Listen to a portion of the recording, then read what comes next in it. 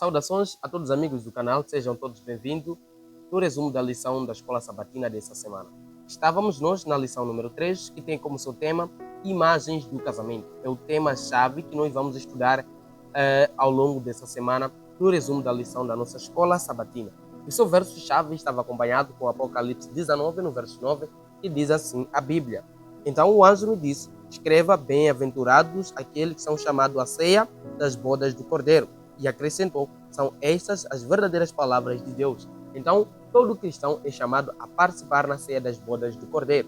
Quando nós falamos a respeito do casamento, nós sabemos que Deus instituiu o casamento no Éden, para que o homem e a mulher desfrutassem das bênçãos do casamento. E não só o casamento é algo que agrada a Deus e também é algo sagrado, como nós iremos ver por diante aqui no resumo da nossa lição. E já quero convidar a se inscrever no canal, ativar o sininho das notificações, comentar e compartilhar. Também não se esqueça de deixar aquele seu like, porque é muito importante para que esse vídeo possa alcançar milhares de pessoas. Tudo depende de si. Fazendo aqui a minha parte, que é de compartilhar a mensagem consigo, faça também a sua parte de compartilhar essa mensagem para os demais. Só se inscrevendo e deixando o seu like. Deixe também seu comentário aqui, deixe também o seu acréscimo no resumo da lição da Escola Sabatina.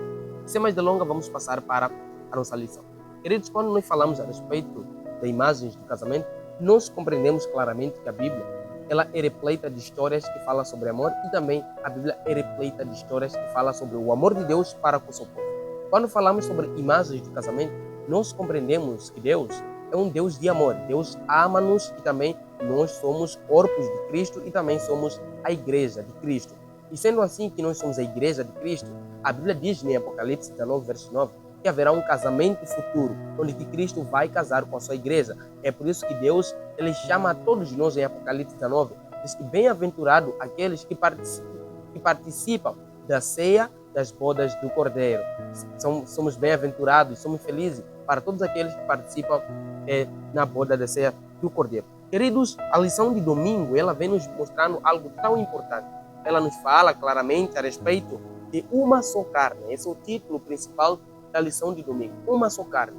Quando falamos a respeito de uma só carne, é importante nós entender que Deus, quando fez o homem e a mulher, os colocou no jardim do Éden, Deus viu que o homem não poderia viver sozinho. E Deus lhe fez uma juntora, que é uma mulher, que lhe deu como uma auxiliadora para poder lhe ajudar nas suas atividades. E não só também para com que a mulher pudesse cuidar do homem e também o homem pudesse cuidar da mulher. E a vontade de Deus era que no casamento haja felicidade e haja bênção. Mas por conta do pecado, hoje, o conhecimento do casamento é distorcido por conta do pecado. E não só também por conta do pecado, hoje o casamento não é mais respeitado.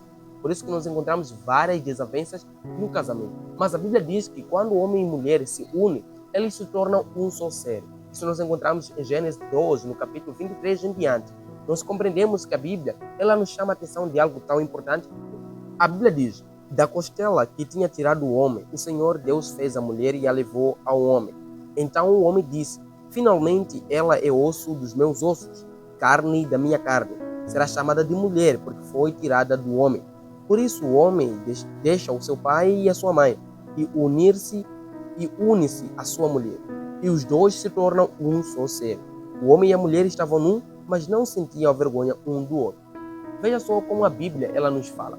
A Bíblia diz que Deus fez o homem e a mulher nus, mas eles não sentiam-se vergonha um do outro. Por quê? Porque eles eram cobertos da glória de Deus. E a maior vontade de Deus era para que o homem e a mulher vivessem dentro de um casamento perfeito. Embora que o homem, naquele tempo, era perfeito e a mulher também era perfeita, mas na medida que eles pecaram, se tornaram dois seres imperfeitos. E quando eles se tornaram dois seres imperfeitos, a Bíblia ela é clara em nos dizer que, por meio da nossa imperfeição, nós acabamos gerando conflitos dentro do casamento. Tanto que o nosso escritor ele escreveu dizendo que o casamento é uma das metáforas bíblicas que ressalta mais profundamente a intimidade que Deus deseja ter com a humanidade.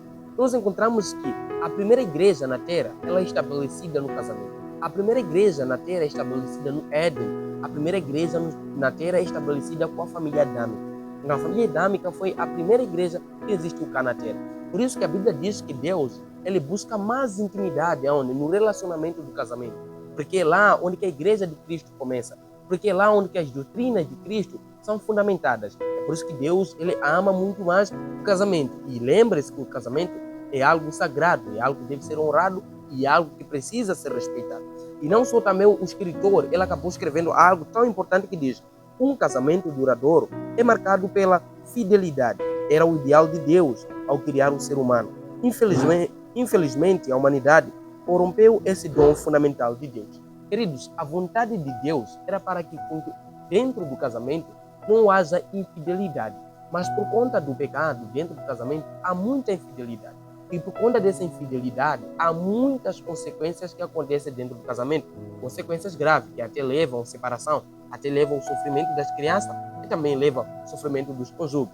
Mas, porém, Deus, na sua vontade, ao fazer o homem e mulher e ao unir os dois, era com que não haja infidelidade. Mas hoje existe infidelidade por conta do pecado. O pecado hoje infectou o casamento. O pecado hoje infectou os relacionamentos. Por conta dessas coisas que hoje existe tanta maldade no casamento. E o casamento, que é a união entre duas pessoas. A união de duas pessoas forma um casamento. E a Bíblia diz que deixará o homem e a sua mãe para poder unir-se à sua mulher. E também lembre-se que a Bíblia, a palavra de Deus, ela nos fala a respeito do casamento num sentido algo tão profundo. Diz que o casamento é algo que deve ser respeitado e, acima de tudo, o casamento é algo que deve ser levado para a vida toda. Mas hoje nós encontramos várias pessoas se divorciando, várias pessoas quebrando os princípios e as regras do casamento. Mas essa não é a vontade de Deus. Pois a vontade de Deus é que o casamento seja algo respeitado e algo profundo. E ali vai alguns princípios para o casamento. O primeiro princípio é que dentro do casamento deve haver perdão. O perdão é a chave para o casamento seja algo sucedido. Quando não há perdão no casamento, tudo fica distorcido e tudo vai de água abaixo. Não só, também corre-se um certo tipo de perigo para que haja separações. Agora, quando há perdão e há diálogo dentro do casamento, tudo torna-se algo um pouco mais fácil, porque as pessoas dialogam e perdoam-se. E a Bíblia diz que Satanás, ele gosta mais quando as pessoas não se perdoam, porque elas começam a se planejar o mal, começam a pensar algo tão errado, e até mesmo começam a pensar em desistir um do outro. Por isso que é fundamental que dentro do casamento haja diálogo. E também aceite seu cônjuge com todas as suas falhas, assim como Cristo nos aceitou. Também dentro do casamento deve haver reciprocidade, que é aceitar o seu cônjuge do jeito que é, com seus defeitos, com suas qualidades. Lembre-se que nós não somos perfeitos, mas Deus, Jesus Cristo, nos amou, assim imperfeito. Jesus Cristo nos guiou, assim imperfeito. E nós não somos merecedores, não temos mérito nenhum. Mas Jesus Cristo, mesmo assim, Ele nos ama. O terceiro princípio que nós encontramos é assim como Cristo nos colocou antes de si mesmo, pense no seu cônjuge antes de você mesmo. Querido, muitas das vezes no casamento nós encontramos homem que pensa a si só, mulher que pensa em si só. Mas a Bíblia diz que Cristo, Ele não pensou em si só. Ele pensou em nós, por isso que se sacrificou naquela cruz. Nós também no casamento devemos pensar um no outro, mas não pensar em si só. Se não formos a fazer isso, o nosso casamento será bem sucedido. Pois a vontade de Deus é que não haja infidelidade no casamento, que haja perdão e, acima de tudo, que haja respeito dentro do casamento. O casamento é algo que deve ser respeitado e é algo que deve ser levado para toda a vida. E também a lição da segunda-feira nos fala a respeito da bela noiva.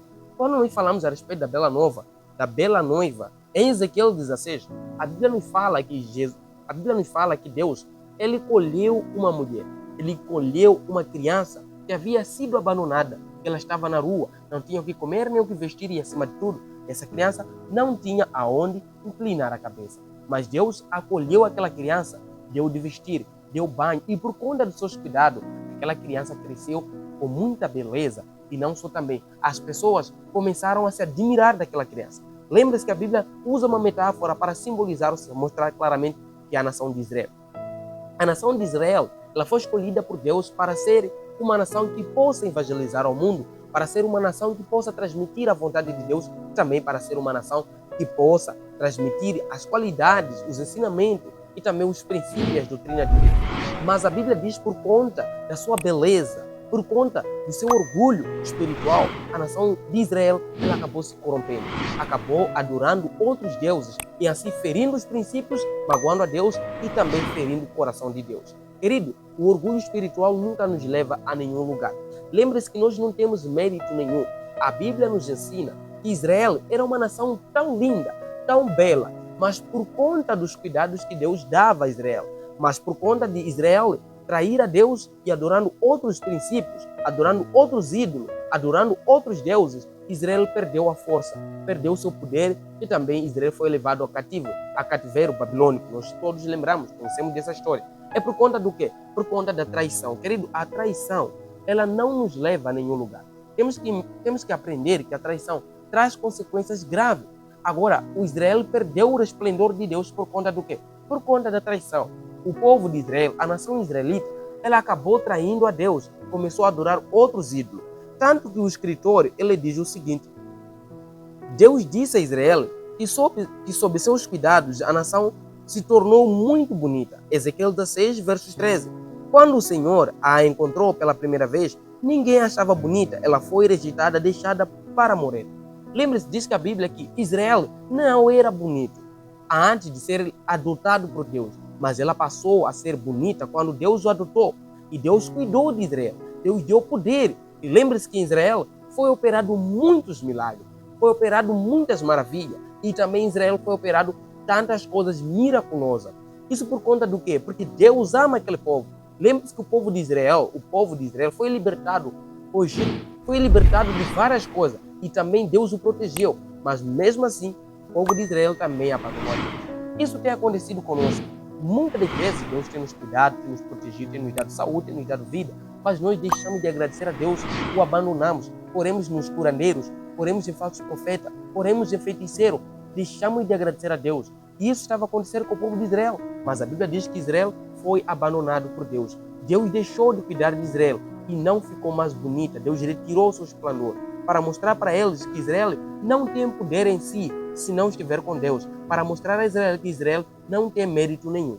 E isso também acontece conosco. Querido, lembre-se que há um perigo espiritual quando nós nos orgulhamos espiritualmente. Há um perigo quando nós deixamos de confiar em Deus e queremos confiar em nós mesmos. Se nós formos a fazer isso, não chegaremos a nenhum lugar.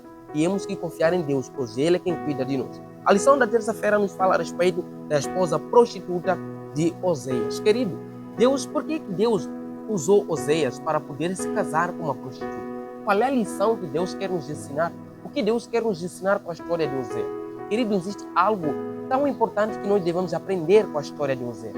Primeiro, Deus usa Oséias para se casar com a prostituta, para mostrar a rebelião da prostituta contra Oséias, para mostrar o que Oséias poderia sentir a ser abandonado pela sua esposa.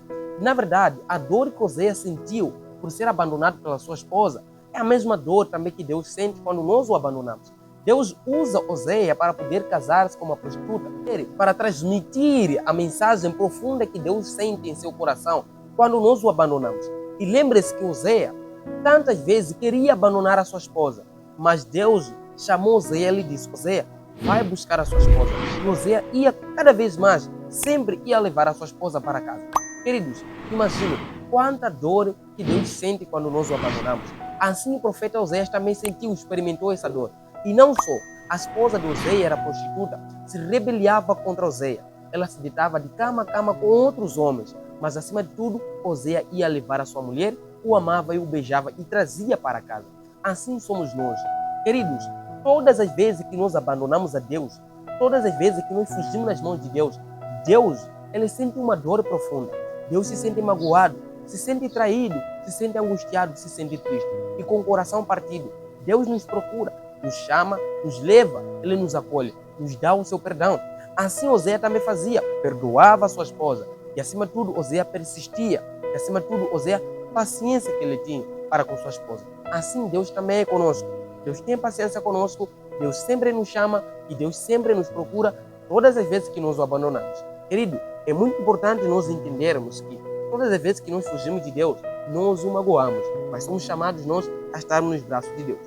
O escritor diz, a Bíblia revela que os erros de Israel no Antigo Testamento seriam repetidos pela Igreja de Cristo. O povo de Deus, com o qual ele fez uma aliança, se desviou completamente antes do exílio de Babilônia, imitando as práticas idólatras das nações vizinhas. Queridos, a Bíblia ela nos chama a atenção disso. Aquilo que aconteceu no tempo passado com Oséias, hoje acontece. A igreja abandona Deus, a igreja adultera, a igreja procura outros deuses, a igreja procura feiticeiros, procura curandeiro. Mas lembre-se que tudo isso magoa a Deus, tudo isso faz com que Deus não se sinta bem. mas nós somos chamados a não trairmos a Deus, não idolatrarmos e a não nos prostituirmos. E a lição da quarta-feira nos fala a respeito de Isaac e Rebeca. Queridos, a Bíblia nos chama a atenção de que Abraão, antes da sua morte, ele mandou o seu servo para poder ir buscar uma mulher para Isaac. Só que Abraão diz que não leve as filhas das cananeias. Por quê? Primeiro Abraão queria conservar a cultura dos hebreus. E também Abraão queria conservar as tradições, as doutrinas e os princípios dos hebreus. É por essa razão que Abraão manda o seu servo dizendo que vai levar uma mulher para Isaac, mas que não seja cananeia. Essa lição da quarta-feira, ela quer nos ensinar que nós, como cristãos, devemos aprender a nos unir com cristãos. Não devemos nós aprender a nos unir com cristãos iguais e também não devemos nos apegar a jugo desigual. Porque há uma consequência quanto a isso. Quando nós nos unimos com jugo desiguais, nós acabamos perdendo a nossa crença, acabamos perdendo a nossa fé, também acabamos perdendo as nossas doutrinas e também os nossos ensinamentos.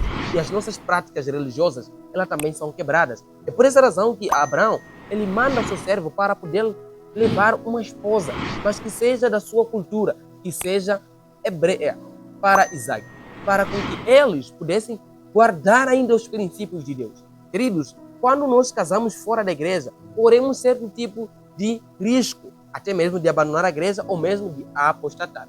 Por essa razão que somos chamados nós a não nos unirmos ao jugo desigual. Gênesis 24, versos 1 a 4, nos relata a respeito dessa história.